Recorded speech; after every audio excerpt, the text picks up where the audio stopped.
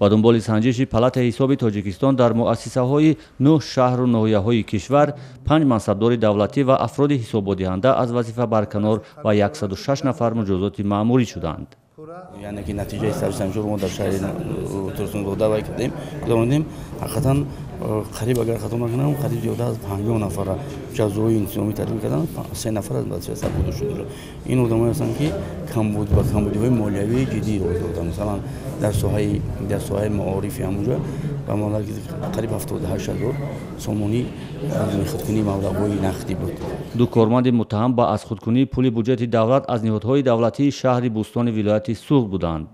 палатаи ҳисоб дар тӯли 6 моҳи соли ҷорӣ 188 ташкилот муассисаҳои буҷетии маҳаллии 9 шаҳру ноҳияро мавриди санҷиш қарор дода 3,5 миллион сомонӣ маблағи аз андоз пинҳон карда, 1,8 миллион сомонӣ изофанависӣ дар сохтумон, 2,2 миллион сомонӣ хароҷоти ғайриқонунӣ ва дар маҷмӯъ 8,2 миллион сомонӣ зиёни молиявиро ошкор кардааст.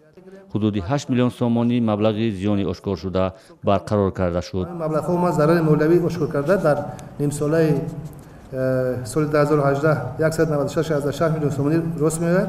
инчунин таносуби товони зарар 11% нисбат дар давраи соли гузашта зиёд шудааст.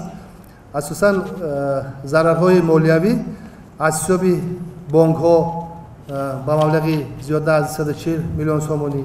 аудиторони палатаи ҳисоб ки феълан санҷиши Тоҷпромбанкро идома медиҳанд, аллакай ҳудуди 80 миллион сомонӣ пули буҷетиро ки ғайриҳадаф истифода шудааст ошкор ва барқарор кардаанд.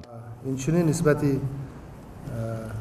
Агроинсофтбанк ва Содиротбанк низ санҷиш ҳафтаи гузашта оғоз шуд, идома дорад. дар вақте ки ба пурра бонкҳо санҷиш вай мешавад, чиқдре ки гуфтем нақшае ки дар семоҳаи сеюм банки миллӣ ҳаст.